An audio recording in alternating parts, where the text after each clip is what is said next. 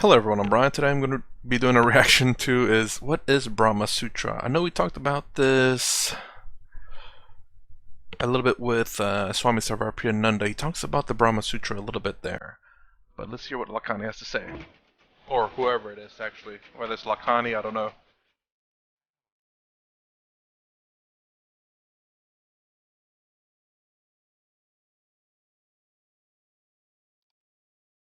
Ooh, it's quite loud.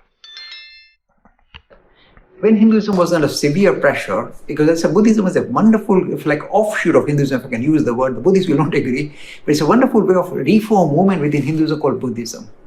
It said all these gods and goddesses are cluttering of the scene, and inside your personal salvation and personal moksha is in a way damaging. Let us look at the nature of reality. This is the Buddhist vision. Wonderful, and I have tremendous love for Buddha, tremendous.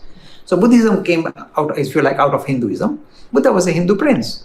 And then this particular system, because it was putting all these gods and goddesses, the idea of ultimate realism, personality on the back burner, somehow whole society started to degenerate and turn into a very crass, materialistic agenda.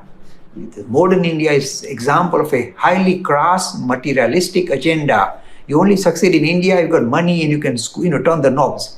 So the Hinduism, about just 500 years after Buddha, started to degenerate into the similar situation, a crass, materialistic, eat, drink and be merry, don't get caught, you can steal. That kind of, same in modern India today, we are not different. So Hinduism went through this stage, all civilization ups and downs, that was the downside at the end of Buddhist period. At that time, we discovered one wonderful youngster from South India, Kerala, called Adi Shankara. He came about 1200 years ago. About 800 years, or no, more like 1000 years after Buddha.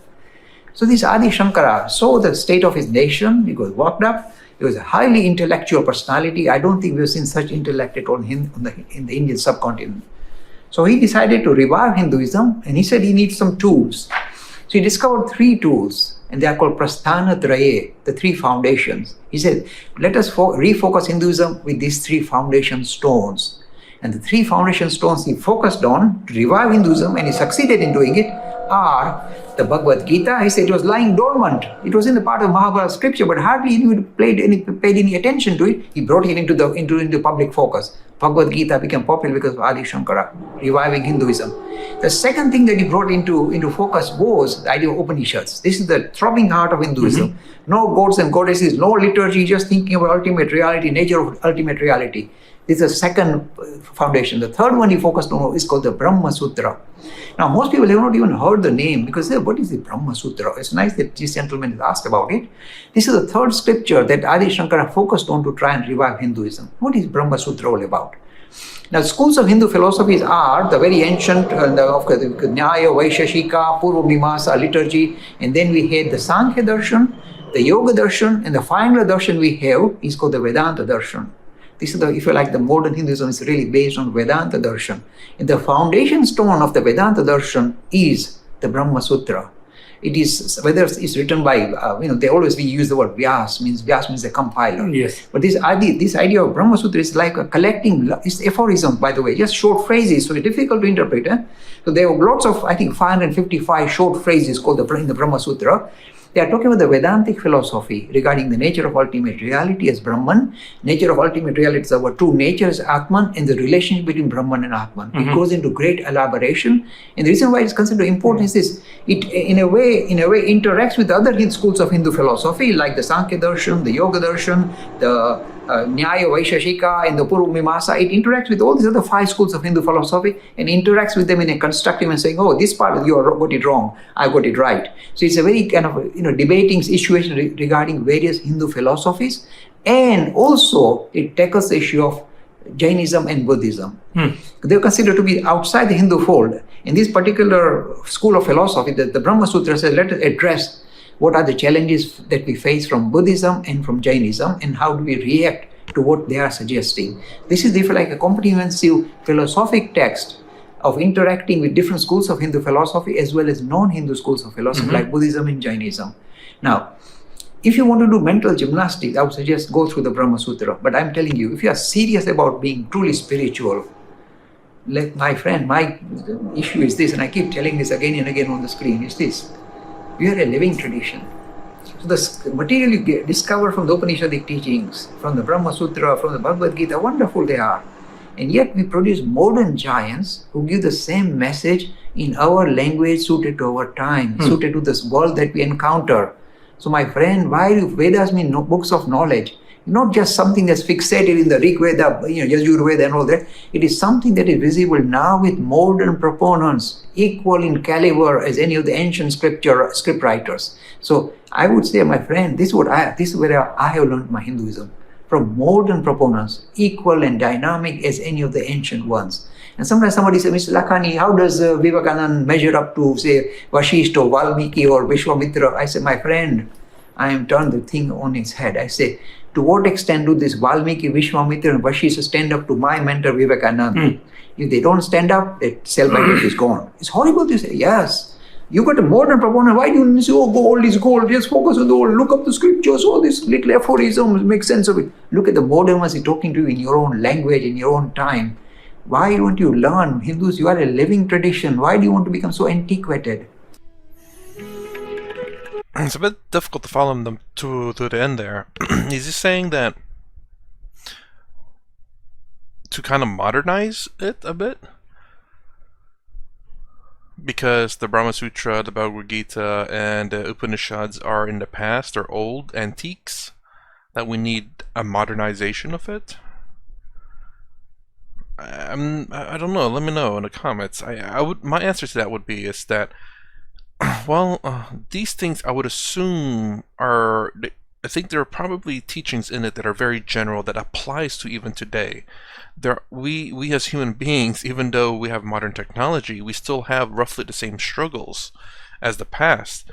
The amounts change, how much of we struggle on this versus this. Maybe in the past this was higher, but this was low, and all of a sudden in the future, now all of a sudden this is higher and this is low. But it's still roughly the same ideas. So I think a lot of it still can apply today. I mean, maybe not all, I don't know. I'm sure most of it can. And something that we can, this is also the reason why how I interpret things as well, is because of based on my experience and based on how I can understand it as well. I'm not saying I'm getting it right all the time. Maybe it is right for me. I don't know. I don't know how I feel about saying, oh, there's this one sentence. If you let 100 people read it, there's 100 different interpretations about it. Now, I don't know how I feel about that. It's kind of weird. But at the same time, if it works for you, then you can't deny that. Hopefully it's not a bad way of working, though. It works to your benefit, and that benefits everyone as well. Not only yourself, but if it just benefits you, but it harms no one else, I'm not going to stop you from doing that. That's fantastic, in my opinion. But if it harms other people, then it's probably a bad interpretation.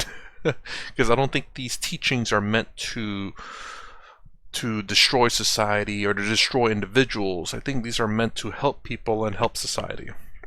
By helping individuals, in general, you kind of help society.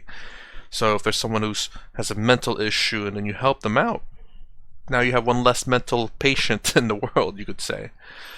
So, I mean, I don't necessarily disagree, but I think everyone does need to read these things and have their own, in a sense, modern interpretation or modern translation, meaning how it applies to them in current times, in the struggles of Arjuna in the battle, where he feels bad, he doesn't want to do it because he's attacking his family, but he should play out his role.